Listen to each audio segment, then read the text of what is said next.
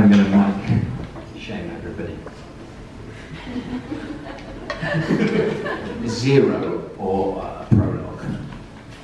April 2019, the Sri Lankan prolific author Shakthika Sathkumara writes a very gentle, slightly experimental story with no overt political content about a Buddhist monk who chooses a secular life and has an implied but not explicit gay relationship with a man he meets at an NGO. He publishes it on Facebook. Things ensue. January 2020, me, tempted to refer to myself in the third person, Stephen Fowler, is faced with the task of representing that story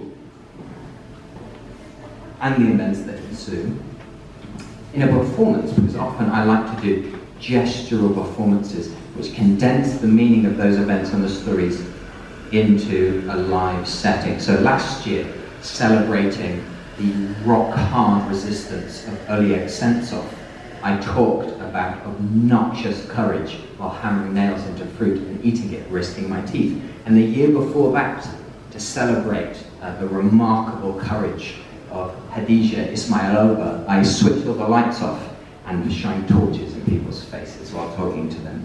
And I thought a story about a gay Buddhist ex-monk. What could I do? How many male Buddhists do I know? Could I get them here? But then they would have to kiss me. It was tempting. But I thought rather than do that, I would do a bit more research. And amazingly, I found the story online. It's called Ardha, or Half. And I thought I could actually get in contact with Shakthika. So instead of doing something obnoxious, which would be fun, for the vague contempt I have for you, I would write through the story and create a new work that used his words, and he'll know that, and my words, which I'll know. 1. We become who we are not because of a particular fondness for our lay lives, but simply because we have no love of monastic life. It does not occur to us to enter a monastery simply because no person or situation has introduced us to the possibility. We are not threatened into the codification of mystery and so walk about as though there is none. For some, a monastic lifestyle would be of enormous benefit. For others, it would be a prison of the body and of the mind. 2. I was reading my old study notes when Shakthika came into my cell. You're redeemed, Stephen. Are you going to stay in the hostel? Now you don't have to wait until evening to do the groceries. Now you don't have to scrub any floor but your own. Shakthika plopped into a chair and it burst. He pulled himself from the unusually clean floor and lay upon my bed. He read my book while over my shoulder, then he took it from my hands and stood up, holding it aloft.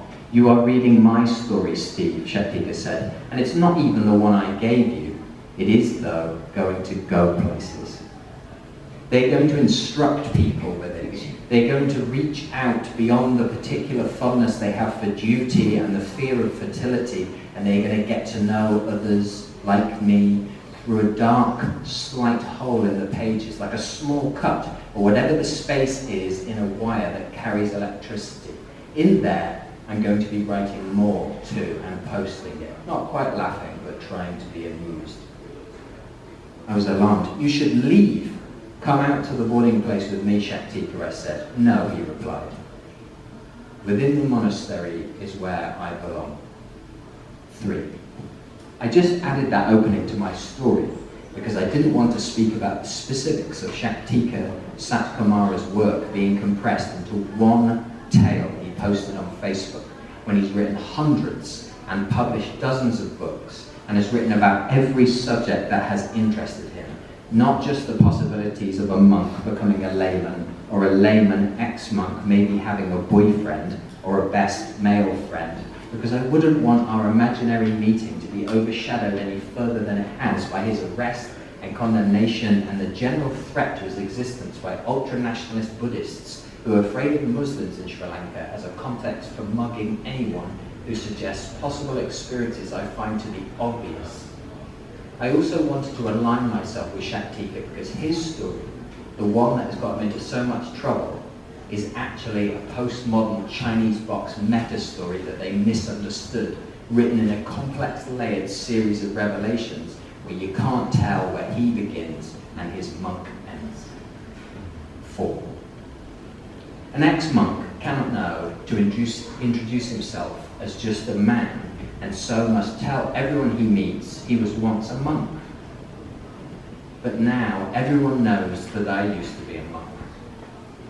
I don't know why I became a monk or why I gave it up. I suppose after the head monk's demise I had no reason to stay. And just like that, I did not give much thought to the decision to move out of the monastery and into a boarding place. I just wanted to get rid of the air I was experiencing.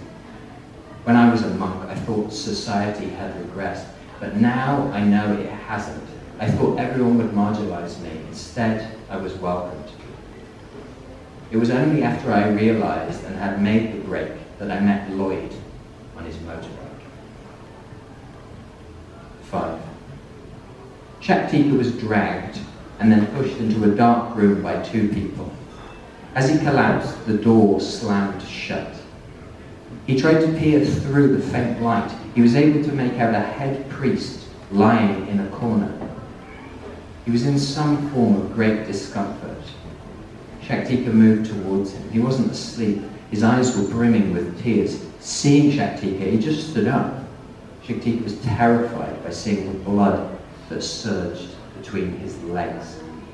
"What's happening, Reverend?" Shakthika screamed, but Shakthika was voiceless. The priest turned towards him and parted his robes. His penis was cut. A gush of blood. Shakthika screams and wakes. The light remains in his room. He moves the mosquito net aside, sweating profusely. He drinks and sees before him the floor of his cell glowing orange, as though releasing heat from underneath. He is alone in the room. I am not there. You are not there. Lloyd is not there. No monk is there. And no head priest, certainly. Shakthika thinks about the pros and cons of monastic life. He thinks then about the Buddha and the concept of hell in Buddhism. He smiles, but doesn't laugh, and does not reply to his own thoughts. He shuts his ears, eyes, nose, and mouth. This is all done gently, and his greatest relief is the absence of smell in a burning room. Thank you.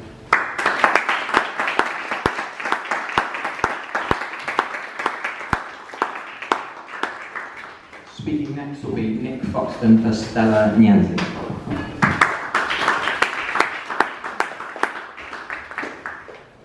For Stella Nyanzi, imprisoned on November 2nd, 2018.